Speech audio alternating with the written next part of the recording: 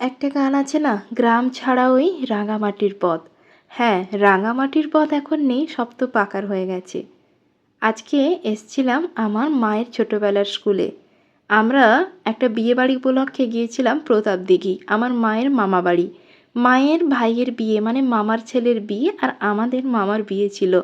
সেই উপলক্ষে ওখানে যাওয়া। বৌভাতের দিন সকালে বেশ অনেকটা সময় পেয়ে মা আমাদের নিয়ে এসেছিল মায়ের পুরনো স্কুলে। মা কিন্তু ছোটবেলায় স্কুলে পড়তো।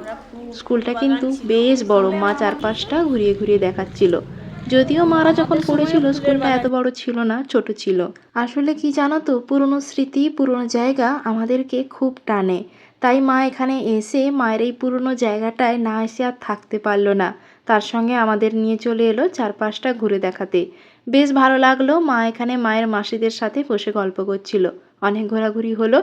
এখন রওনা দেব বিয়ে বাড়ির উদ্দেশ্যে। চারপাশটা একদম সবুজে ঘেরা।